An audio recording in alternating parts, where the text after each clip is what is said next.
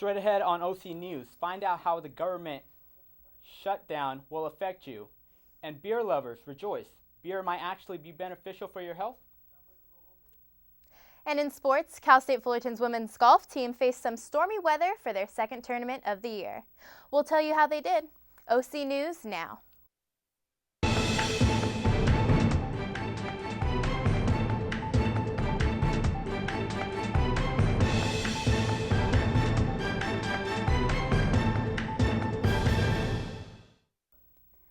Welcome to OC News. I'm Ariel Tuchiyama.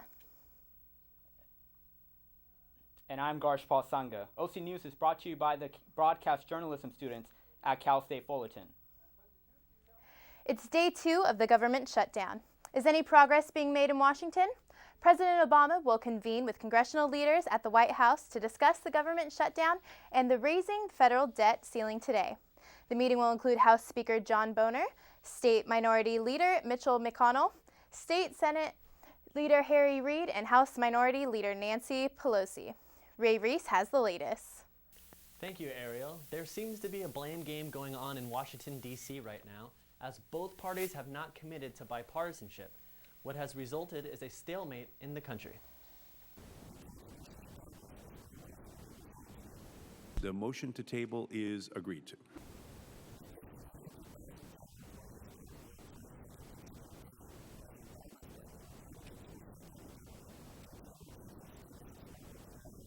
They demanded ransom just for doing their job. Allow the public servants who have been sent home to return to work.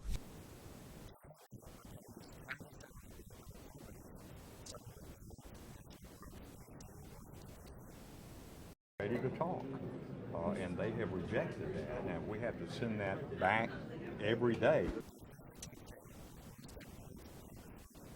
This is a waste of time. It's not going anyplace.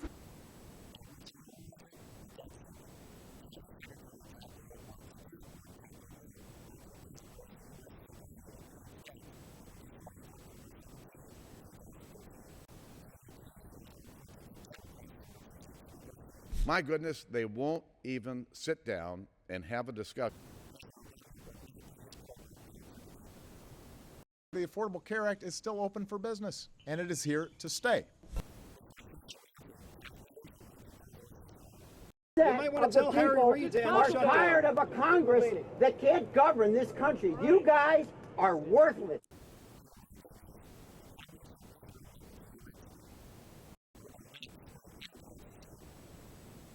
A red line should be drawn right here.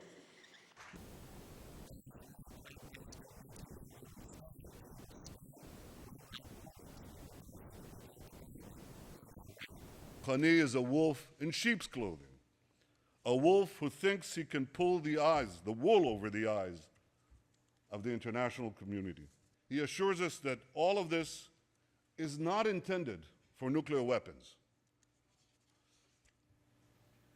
Any of you believe that? Ghani thinks he can have his yellow cake and eat it too.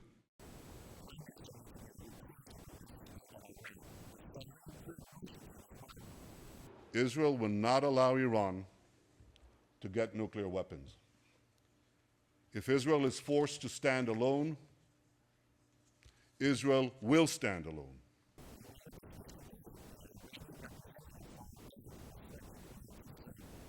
The Israeli Prime Minister had better not even think about attacking Iran, let alone planning for that.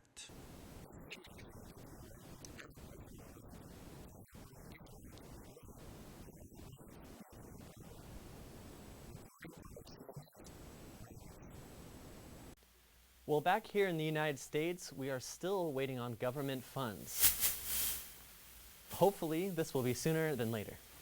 Back here in the United States, we are still waiting on the return of government funds. Hopefully, this will be sooner rather than later. The Vatican announced Popes John the 23rd and Pope John Paul II will be declared saints in April. It will be the first time 2 popes will be canonized at the same time. The announcement came after Pope Francis met with cardinals to discuss the planned canonization of his 2 predecessors. To become a saint, a person needs to live a holy life and performed 2 miracles. John Paul II is said to have cured a French nun and a Costa Rican woman. Pope John the 23rd only recorded 1 miracle during his time. The Fullerton City Council approved a plan to develop the 95-unit affordable housing project for seniors on Commonwealth Avenue. TRG Pacific Development, LLC, also known as the Richmond Group, is in charge of the project. The project, codenamed Alexander, is estimated to cost $9.2 million. Funding will come from the 2010 Taxable Allocation Housing Bond revenue, which the Council approved in October 2010. And Cypress residents gathered together over the weekend to help raise funds for the American Cancer Society Relay for Life. Samantha Trachis has the story.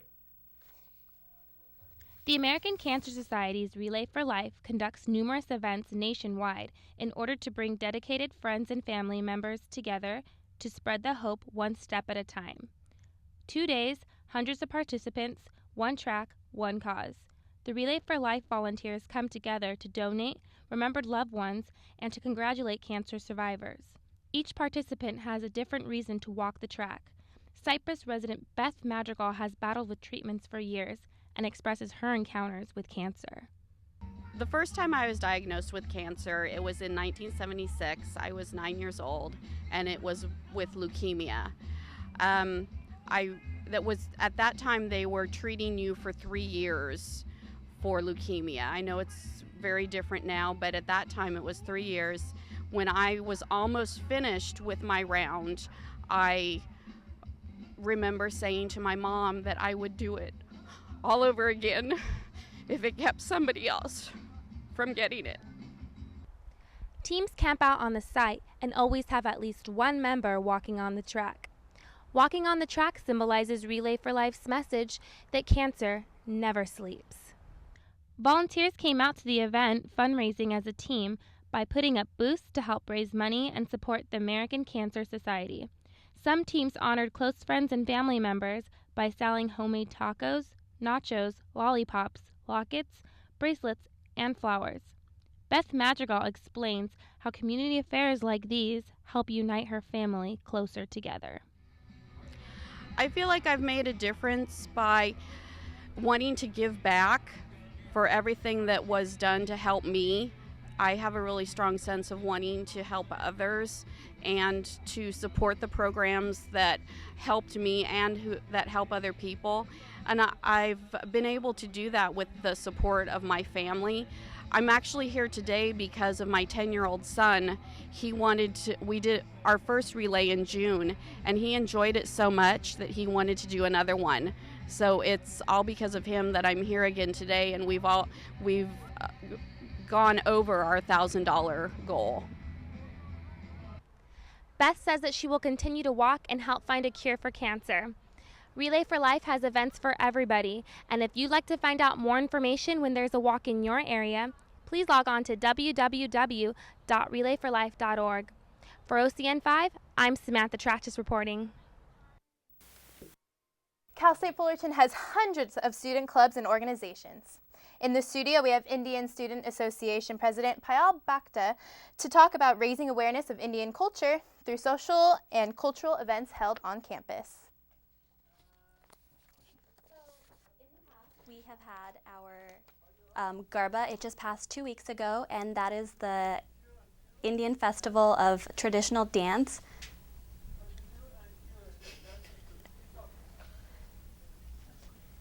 And later on, coming up on November 15th, we're actually having a Diwali night, which is a festival of lights.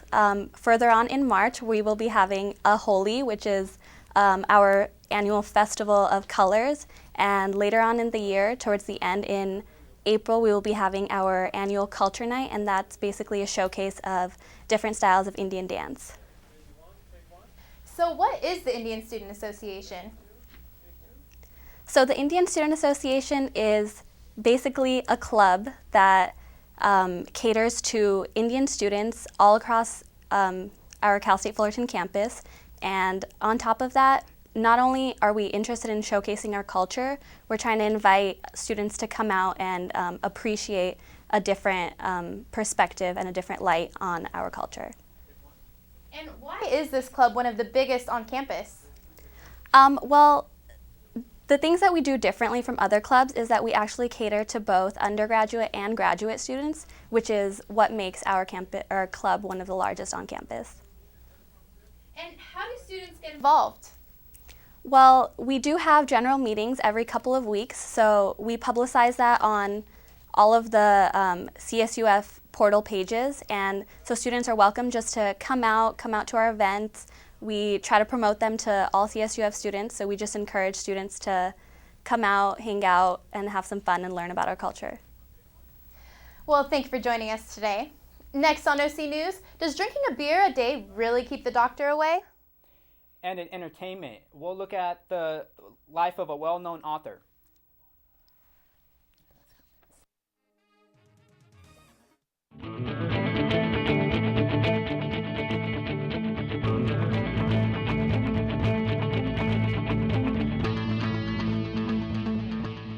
You are watching TitanTV.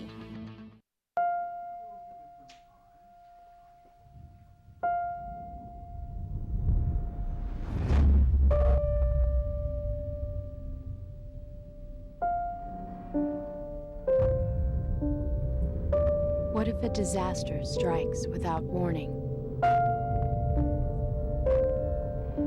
What if life as you know it has completely turned on its head?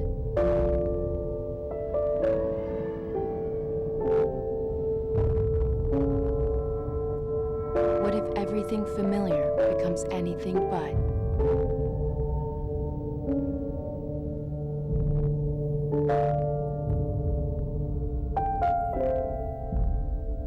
Before a disaster turns your family's world upside down, it's up to you to be ready. I really want to show you something. 1, 2, ready, go! L-O-V-E. It's a mystery. All is love. It's love.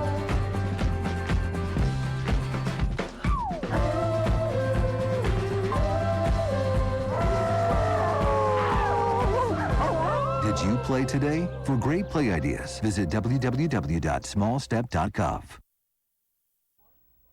The fall season is already here, but don't bring out your winter clothes just yet. Here's Monique Gonzalez with your 5-day weather forecast.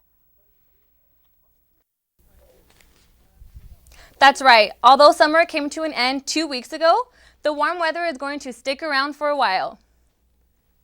As all the latest trends in winter clothes are on display, students are still dressing for the sunny weather. Currently, it's a warm 76 degrees, cooling down tonight to 57 degrees. Looks like fall weather is taking a little longer this year. As we take a look at our 5-day forecast, tomorrow it will be partly cloudy in the morning, but sunny later on in the day, with a high of 73 degrees and a low of 55. On Friday, again, expect it to be partly cloudy in the morning, but be ready to take your jackets off as temperatures will jump to a warm 88 degrees by mid-afternoon, with a low of 61 degrees. Rolling into this Saturday and Sunday, keep those swimsuits out because it's going to be a sunny weekend. On Saturday with a high of 91 and Sunday with a high of 88. Perfect weekend to head down to the beach for one last time, as both days will reach a low of 57 degrees. So it's going to be a few more days to enjoy the sun and stretch out your summer. I'm Monique Gonzalez. Thanks for tuning in to your OC News Daily 5 forecast. Back to you, Ariel and Garshpal. Thanks, Monique. In our today's health news, usually wine gets all the credit for being good for your health, and beer is always looked down upon. But according to the U.S. National Library of Medicine National Institute of Health, beer and wine contain the same amount of antioxidants. The protein and vitamin B content of beer is higher than in wine. One or two beers a day is good for your bones as they contain silicon, as it is linked to your bone strength and health. Make sure to ask your doctor before embarking on this adventure. Health officials in Central Florida are cautioning residents about the dangerous seawater bacteria. In Volusia County, a 59-year-old man died from the bacteria. WKMG's Kristen Ganas has the story. It's horrifying. It's just totally horrifying. Debbie Stack says it took just 28 hours for bacteria to kill her brother-in-law. They did everything. They tried multiple antibiotics, but nothing was touching it. Nothing even phased it. 59-year-old Butch Knightsky was here on Saturday, walking knee-deep in the Halifax River, setting crab traps. The next day, he woke up and noticed what looked like a bug bite on his leg. They did not take it serious until it started festering and quickly, and then he started feeling ill. Knightsky was in the emergency room by Sunday night. On Monday, he was gone. Doctors say Knightsky was exposed to Vibrio vulnificus, a bacteria that quickly spread through his body and shut down his kidneys and liver. Experts say the bacteria lives in warm, brackish, or seawater. 2 cases of the same illness that killed Knightsky have been reported in Volusia and Flagler counties in the last month. Health officials are now urging people to avoid eating raw shellfish and going into the water with open wounds. That's how you can become infected with the illness. But Knightsky's family says more needs to be done to warn people that it's in the water. If that's dangerous for people to be in, it should be at least posted. You know, we were tempted to make our own signs and go down there and post them on the trees. White women 40 and older have traditionally had the highest rates of breast cancer in the United States. But according to a new report by the American Cancer Society, the rising rate in black women have narrowed the gap. The gap is the closest among women aged 50 to 59 years old, and the reasons are not yet clear. Between 2006 through 2010, breast cancer rates increased 0.2% among black women, but remained stable for whites. White women still have more cases, 127 cases per 100,000, and black women are close behind with 118 cases per 100,000. For more information on breast cancer, visit the American Cancer Society website at www.cancer.org. The drug maker Merck Company plans on cutting another 8,500 jobs as it continues to struggle with the competition from a cheaper generic medication. The New Jersey-based company announced the reduction yesterday in addition to a total of 7,500 cuts it had previously announced, but has not carried out. They are slashing 20% of its workforce, currently at around 81,000 people. Merck is the world's third largest drug maker. Last year, their top seller, the asthma and allergy treatment Singlair, got generic competition. Since early in the last decade, Merck has been slashing jobs and announcing new restructuring programs every 2 to 3 years. A carpenter is telling a story on how he survived a nail gun shot to his heart. Eugene Rocco was doing construction work when he realized that he had fired off a nail gun implanted in his heart. Jeffrey DeMars from CNN has the story. Not one to sit around and hold a pillow. The surgeon said I should buy a lottery ticket. He said, you got to be the luckiest man alive. Eugene Rocco will be taking it easy the next 3 months. A carpenter by trade, self-made and self-employed, he's the one his wife and 7 kids rely on. Friday, he was putting on a deck for his neighbor when the nail gun he was using nailed him. I was holding it like this, and it shot the nail in, and it bounced and then hit my chest and went off again. His chest, no match for the nail. His heart, something else. The nail missed several key structures in his heart by only millimeters. Abbott Northwestern's Dr. Lewis performed open heart surgery and removed the nail ever so carefully. Fortunately, it didn't pierce anything vital. 2 days out of surgery, and Eugene's back home. I have a good testimony saying that the Lord saved my life, and that it's His doing. You know, the nail could have went either direction. We could be at a funeral. Instead, painting to cheer Dad up. Where the nail went in, as soon as that heals up. While he conjures up a plan. I'm going to make a chest, some type of chest vest that'll hold my sternum in place so I can go back to work. His family and doctors will certainly have something to say about that, although work will be waiting. Wow, great story. The surgeon said most people die right on the spot. Usually 9 out of 10 don't make it. Talk about receiving a second chance, huh? Up next in sports, we'll find out how the Chicago Blackhawks did in the season opener. And in entertainment, we'll see what Miley Cyrus is up to now. Keep it here at OC News.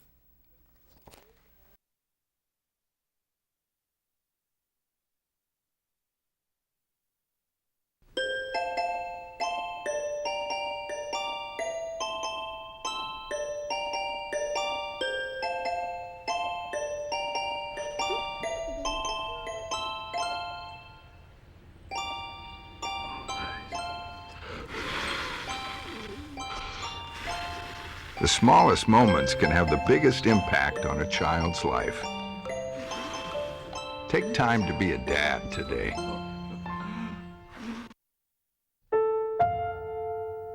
The odds of this daughter of a clergyman spending 11 weeks at #1 on the U.S. singles charts? 1 in 19 million. The odds of going on to win 6 Grammy Awards? 1 in 1.4 million. The odds of having a child diagnosed with autism? 1 in 150. I'm Toni Braxton, and I encourage you to learn the signs of autism at autismspeaks.org. Titan women's golf faced stormy Oregon weather for their second tournament of the year. The Titan ladies concluded their second tournament yesterday in Aurora, Oregon for the 2013 Rose City Collegiate. After winning this same tournament last year, the Titans ended up in 4th place with a final score of 609, 33 over par. On Sunday, the team was not able to get their practice rounds in due to heavy rain, which eventually led to a shortened tournament, playing only 36 holes. After day 1, the Titans trailed tournament leader Oregon State by 22 strokes, finishing the day in 11th place after shooting 315 for their first round. Junior Tisha Brea led the Titans on day 1, shooting a 75, tying for 10th place. On day 2, the Titans turned things around and shot the second lowest team score of the day and improved their day 2 score by 21 shots. Fullerton placed 3 golfers in the top 20, once again led by Abrea, who tied for 3rd with a 2 over par score of 146. Freshman Martina Edberg made a splash by tying the school record single round low with a low of 70 on day 2 to finish tying in 10th place overall. The Titans will turn around and head to New Mexico next week to compete in the Price's Give 'em 5 Invitational. In hockey, the Montreal Canadiens hosted the Toronto Maple Leafs Tuesday night in their home opener. The Montreal Canadiens hosted the Toronto Maple Leafs last night in their home opener. 8 minutes into the first period, Maple Leafs with the power play. Maple Leafs lead 1-0. He does a good job. It's the second tilt of the night. Early in the second, a fight breaks out between Maple Leafs' Colton Orr and Canadiens' George Peros, leaving Peros knocked out cold and leaving the rink on a stretcher.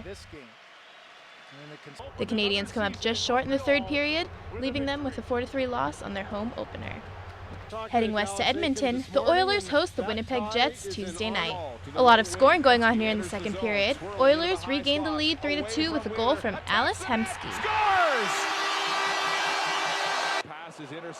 Third period, the Oilers just can't seem to find the net, allowing the Jets to take the win with goals from Jacob Trouba and another from Michael Froelich in the third to give them the 5-4 victory. Last game of the night, heading back to the U.S., the Washington Capitals headed to Chicago to take on the defending champions, Chicago Blackhawks, at the United Center. The Blackhawks picking up from where they left off last year with a fast start in the first with a goal from Brandon Bollig. Blackhawks lead 1-0. Second period, Capitals tie it up with a goal from Mikhail Grabowski. Third period, score tied up at 4-4 when Johnny Aduva skips it past Capitals goalkeeper Brandon Holtby to take the lead 5-4. The Blackhawks would go on to win 6-4 in their season opener. The MLB postseason is running wild as 4 teams are fighting for the last 2 spots in the playoffs. Last night, the Cincinnati Reds and the Pittsburgh Pirates faced off for the NL wildcard game to see who's going to go on to the NL Division Series. The Pittsburgh Pirates powered past the Cincinnati Reds in their first postseason game since 1992. Well hit to left. Deep and gone. Pittsburgh took the early lead with back-to-back home runs from Marlon Byrd and Russell Martin to lead 2-0 in the second inning. Check this out. The Reds' Todd Frazier makes this outstanding catch, falling into the crowd and holds on to the ball. Top of the fourth, Reds' Jay Bruce singles to left field, bringing in Shin Soon Chu to put the Reds on the board. Bottom of the seventh, Martin hits his second home run of the night, putting the Pirates up 6-1. The Reds try to come back, but Pirates closer Jason Grilli comes in and shuts down the Reds to win the game 6-2, and the Pirates are heading to the NL Division Series. And the ghost of the Barry Bonds throw to the plate to Monday night, the Tampa Bay Rays beat the Texas Rangers 5-2 to lead them to the AL wildcard game against the Cleveland Indians tonight. The two teams will face off to see who will play the Boston Red Sox on Friday for the AL Division Series. In entertainment, one of America's best-selling authors dies. Miley Cyrus sings a different tune, and an update on Michael Jackson's wrongful death lawsuit. Best-selling author Tom Clancy died. CNN has the story.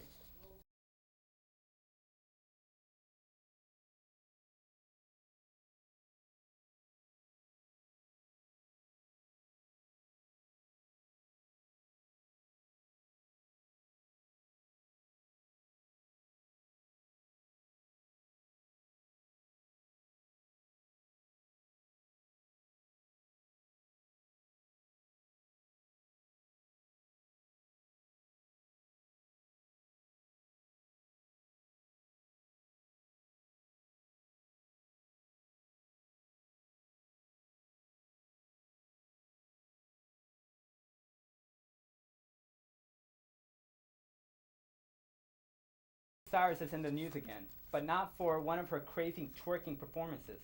Her documentary, Miley Cyrus, The Movement, premieres tonight on MTV. What you're working on, what can we expect? It's a lot of things I've worked with Pharrell. I'm working with some amazing people, Max Martin and the interns, and just some really amazing, talented writers and producers, and I just feel like this record is the best sound I've had just because it's really honest. I'm really excited for people to hear it. Oh my God! What was that? Fireworks! Girl! And I was saying it, and I knew I obviously won the vote, but on the day I didn't realize how exciting it is, like when they win, like when you really do feel like you did something. In other news, the verdict is in for the Michael Jackson versus AEG trial. Here's an update. CNN has more. Involved, and what does he do? He pours water on everything. Oh, it's not as bleak as Kenny says.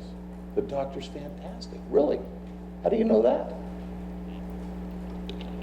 Well, let's look at it. He wanted redemption. And this tour would redeem his image with the public. That's what they hoped. An image that had undergone a serious beating in the prior years. And this tour was also going to redeem him financially.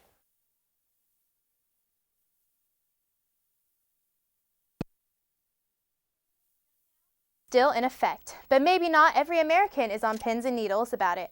CNN's Jeannie Moose did a little investigating to see the impact on the streets.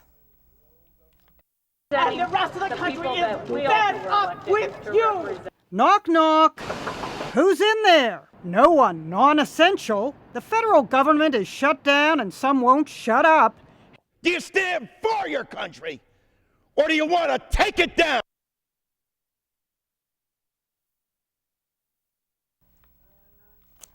That's going to do it for us here at OC News. I'm Ariel Tuchiyama. And I'm Garshpal Sangha. Thank you to everyone who watched. We'll see you next time on OC News.